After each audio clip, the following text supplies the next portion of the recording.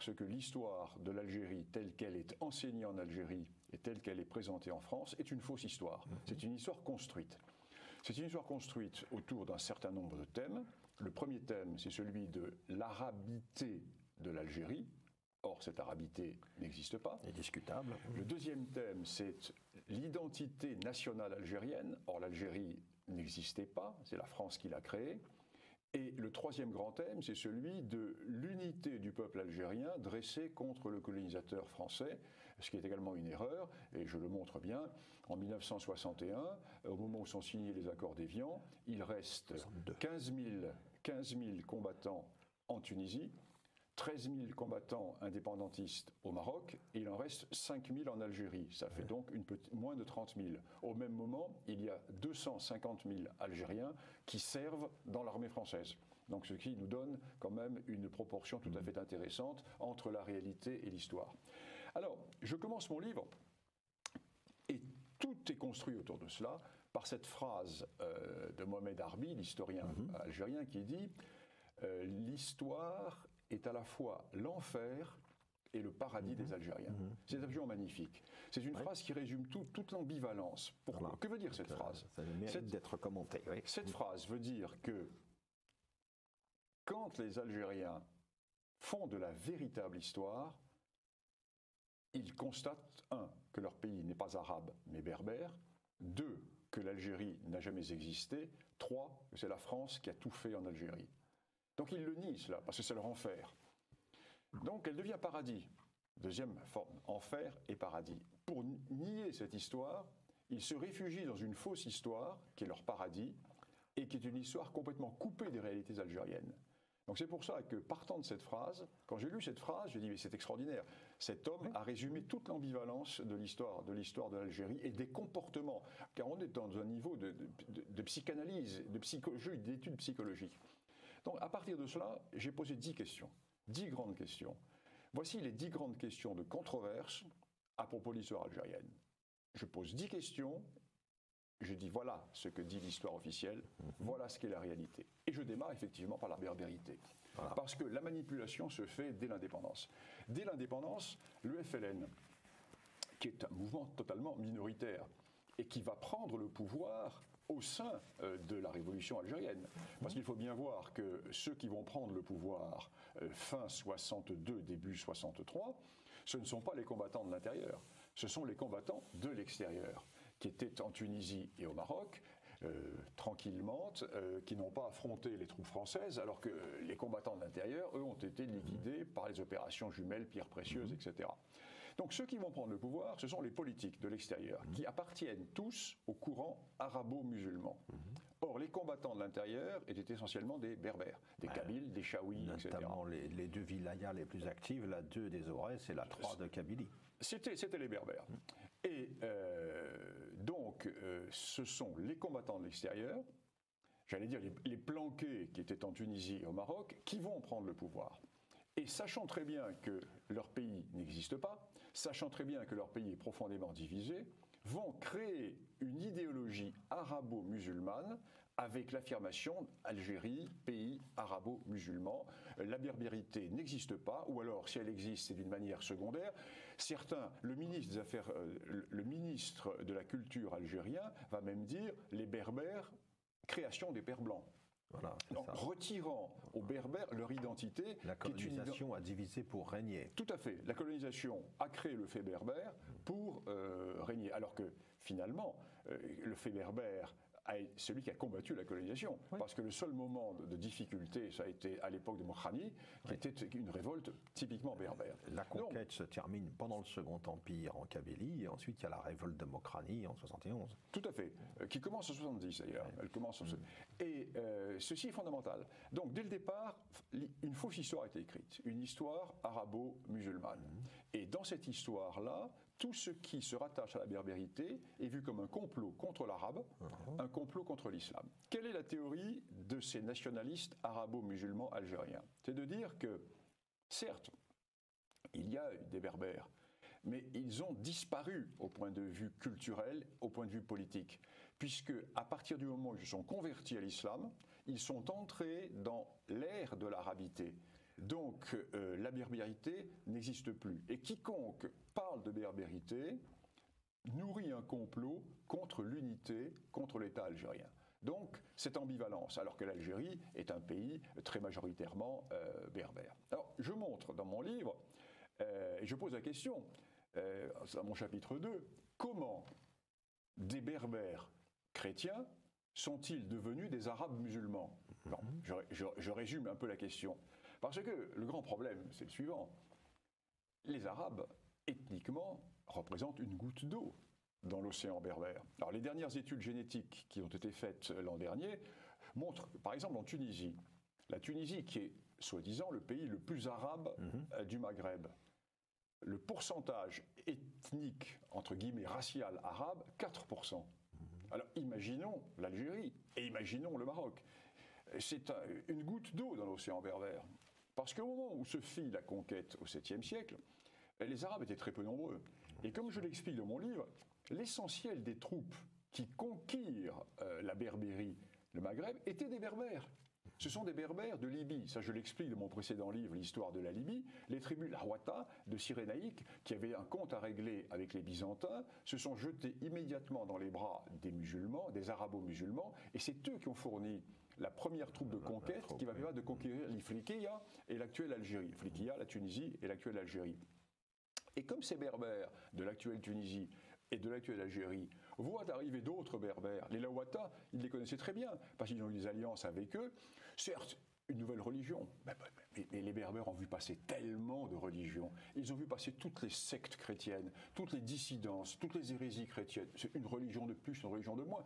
Ce qui compte, c'est la langue. Ils parlent berbère comme eux. Donc pour eux, ce ne sont pas des envahisseurs. Et quand ils vont se rendre compte que qu'ils sont envahis, ça sera trop tard. Ils auront été convertis. Et puis il y aura quand même l'émigration hilalienne au XIe siècle. Là, j'en suis au 7e siècle. Donc, première conquête, il n'y a pas d'Arabes.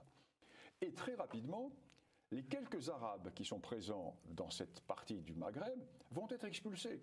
Parce que va éclater la révolte kharidjite quand les Berbères du Maroc, suivis par ceux de l'actuelle Algérie et ceux de l'actuelle Tunisie, vont refuser que le califat oriental leur appliqua la taxe qui est la taxe des dhimmis. En disant, mais nous nous sommes convertis, nous ne sommes pas des dhimmis. Pour le califat, c'était une source d'impôt en moins, une source de revenus en moins. Donc, ils se révoltent au nom du kharidjisme, c'est-à-dire hérésie musulmane, qui dit que la Houma doit être dirigée non pas par les héritiers du prophète, ce qui serait une société féodalo-aristocratique, mais par les meilleurs de la communauté. Donc ils se révoltent, ils chassent les Arabes. Ce qui fait que jusqu'au XVe siècle et jusqu'au XVIe siècle, la quasi-totalité des entités politiques du Maghreb vont se trouver être des entités berbères. Donc, les berbères ont reconquis leur totale autonomie, entre guillemets, raciale, tout en étant musulmans. Vont arriver sur ces entrefaites les invasions des Hilaliens, au XIe siècle, XIe et XIIe. Les Hilaliens qui vont arriver d'Arabie et qui vont déferler, mais déferler oui et non, l'on a les visions d'Ibn Khaldoun qui sont un petit peu exagérées parce que l'on sait combien ils étaient. Sur un siècle et demi, ils ont été 200 000. 200 000 sur un siècle et demi, c'est-à-dire rien du tout. Sur un siècle et demi, moins qu'il n'y a de clandestins qui arrivent par la Sicile tous les ans en Europe. Donc on est, vous voyez, sur quelle échelle? 200 000 sur un siècle et demi dans un océan berbère. Or, ce qui va se passer, c'est qu'au lieu de se berbériser, ces envahisseurs vont arabiser un certain nombre de berbères. Pourquoi? Et là, nous sommes au cœur du problème. Le cœur du problème, c'est la religion et la langue. Ces envahisseurs vont dire, écoutez, pour véritablement vous rattacher à l'islam d'origine, et pour avoir une chance d'accéder au paradis, il faut que vous rentriez dans les généalogies arabes, puisque nous sommes le peuple qui a donné naissance au dernier envoyé de Dieu, le sceau des prophètes. Mohammed est le sceau des prophètes. Après lui, il n'y aura plus de prophétie. Donc, si vous voulez avoir une chance d'accéder au paradis, il faut vous rattacher à nos généalogies. Et l'on va voir, et le phénomène est bien connu, de nombreuses tribus ou des clans ou des groupes berbères qui vont abandonner leur propre généalogie et qui vont rentrer dans les Kabylas arabes. Ce qui fait qu'aujourd'hui, nous avons affaire en Algérie, comme en Tunisie, comme au Maroc, dans les zones qui ne sont pas berbérophones, à des berbères, entre guillemets, raciaux, qui ont été culturellement, religieusement et linguistiquement arabisés et islamisés. Donc c'est un problème qui est fondamental. Mais ces Arabes, qui arrivent donc au 11e, 12e, 13e dans l'actuel Maghreb, ne vont pas prendre le pouvoir tout de suite. Ils vont jouer de leur force militaire pour appuyer tel ou tel chef berbère, car toute l'Afrique du Nord est encore à ce moment-là sous contrôle du royaume berbère, aussi bien les royaumes marocains que les royaumes de Tlemcen, de Bougie, etc. Et ils vont, dans les querelles dynastiques inter-berbères, ils vont jouer sur tel et tel prétendant en échange de quoi? Eh bien en échange de la remise de terre. Ce qui fait que ces tribus arabes vont monnayer leur force de frappe, vont dire les mercenaires de telle ou telle entité berbère, et petit à petit vont prendre de plus en plus de pouvoir. Jusqu'au XVIe siècle, fin XVIe, que se passe-t-il? Le Maroc perd ses dernières dynasties berbères et arrivent les dynasties arabes, et la Tunisie actuelle, l'Algérie actuelle sont subjuguées par les Turcs. Donc, changement de régime, changement de pouvoir, et les Arabes vont devenir, dans l'actuel Maroc, la force de frappe du Marsène chérifien, du Marsène arabe, et la force de frappe du Marsène turc dans l'actuelle Algérie et en Tunisie. Et c'est ainsi qu'ils vont se hisser à un rôle important, alors que démographiquement, ils ne représentent rien. Une arabisation. Si ceci n'est pas vu, on ne comprend rien à l'histoire ancienne de ces régions, on ne comprend rien à l'ethnogénèse et on ne comprend rien à la genèse historique de ces régions. Donc je pars de ce premier point, ces deux premiers points. Le premier grand mensonge, le mensonge des origines. Alors il y a une réflexion qui intervient souvent quand on se penche sur le Maghreb, c'est de constater que le Maroc s'est doté précocement d'un État, de dynasties successives, qui a une histoire d'un État marocain avec des centres de gravité qui ont varié, Fès, Marrakech, Meknès, etc.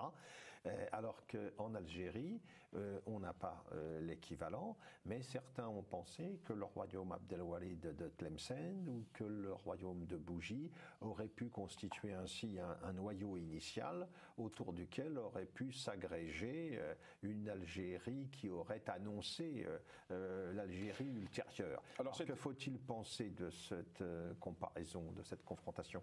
C'est le titre de mon chapitre. Pourquoi Bougie et Tlemcen n'ont-elles pas créé l'Algérie quand Fès et Marrakech créent l'Empire marocain? Voilà.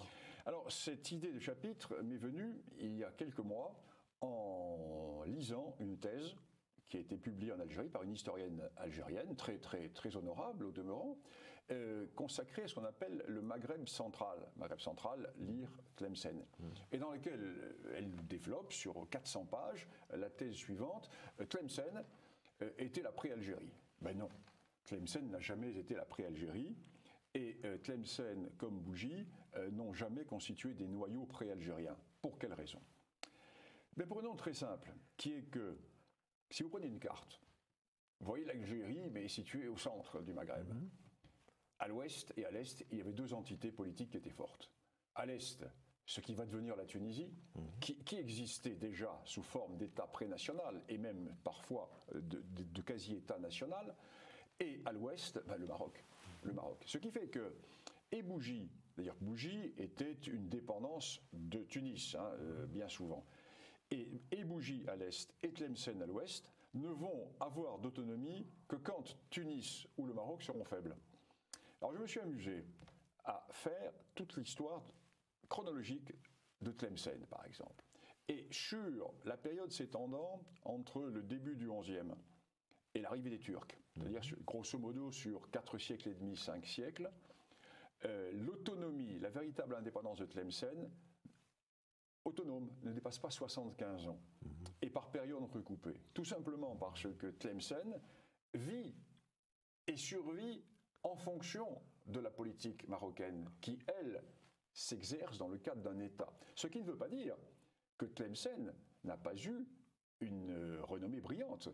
C'était une principauté excessivement brillante, mais je comparerais un peu Tlemcen aux Reinos et Taifas espagnols, c'est-à-dire des petites principautés brillantes culturellement qui peuvent être fortes pendant quelques années sous tel ou tel sultan parce que le sultan marocain est faible, et à ce moment-là, le sultan tlemcenite est fort, mais à aucun moment ça débouche sur un État. Tandis que le Maroc a créé un empire, et le Maroc, à partir de Fès et de Marrakech, va créer tous les empires almoravides, l'empire almohade, les mérinides, etc.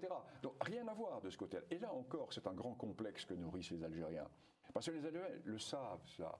Ils savent qu'ils n'ont jamais constitué d'État et ils regardent, avec l'air un peu jaloux, le voisin marocain qui ne se gêne pas, lui, de le regarder d'un air un peu méprisant. Vous n'êtes que des parvenus, vous êtes une création. Parce que nous sommes un vieil État. Il y a ce rapport psychanalytique entre le Maroc et l'Algérie.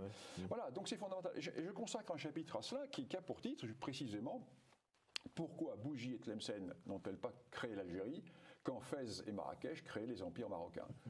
Oui, et puis quand les Français vont arriver en 1830, ces principautés-là ne pèsent plus, depuis très longtemps, elles n'existent plus. Elles n'existent plus depuis la période turque. Oui, bien sûr.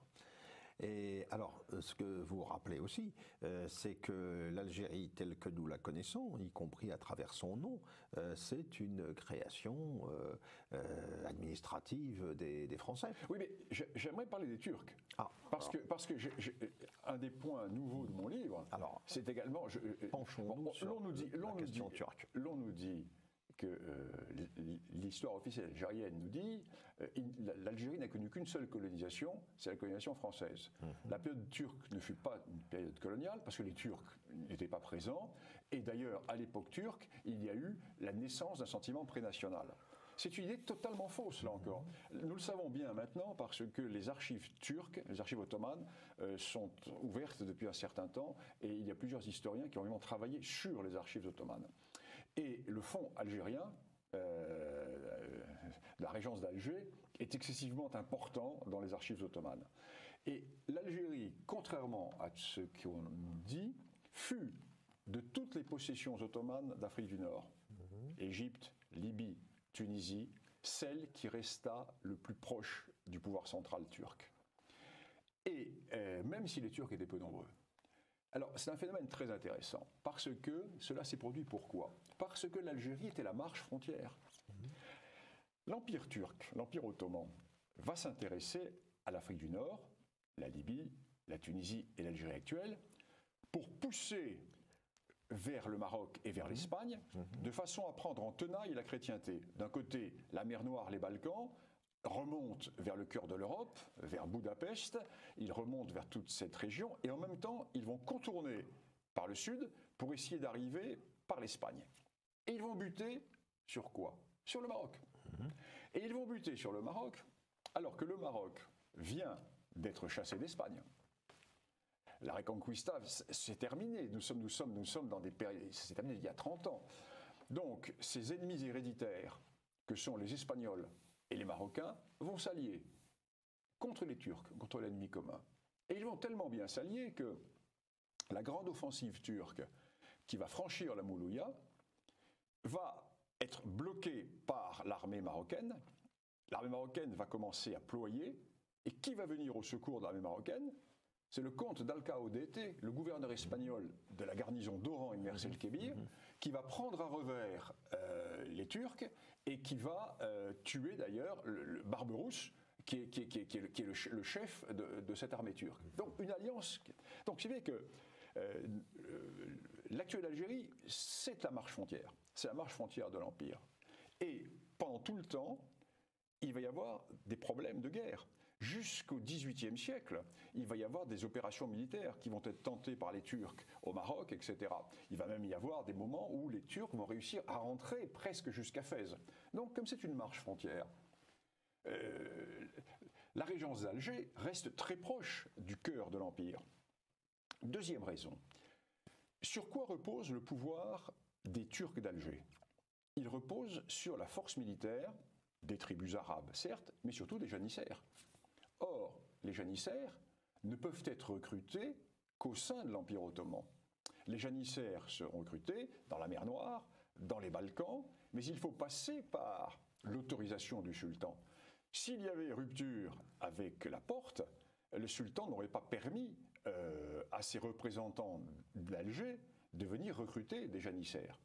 Donc, les représentants turcs d'Alger vont mener une politique très intéressante, à la fois de grande autonomie vis-à-vis du cœur de l'Empire, tout en étant très proches politiquement et culturellement. Et ils vont asseoir leur ottomanisme par une ségrégation raciale totale, c'est-à-dire interdiction des mariages, il y en aura, ce qui va donner naissance au Koulougli, etc. Donc ils vont se replier sur leur ottomanisme, ce qui fait que quand les Français vont arriver, eh bien, nous allons nous retrouver, nous, Français, face à une situation très claire, des sociétés algériennes qui vont voir le pouvoir colonial turc échapper, mais qui n'a pas été repris par un pouvoir national algérien. Et ce qui va d'ailleurs poser des problèmes, à la fois à l'avantage et au désavantage des Français. Par exemple, à Constantine, les représentants, les descendants des colonisateurs turcs vont lutter contre nous, parce que dans l'Oranie, ils vont passer complètement de notre côté, et nos premiers alliés vont être justement à Tlemcen, ce seront les Koulouglis et les Turcs de Tlemcen.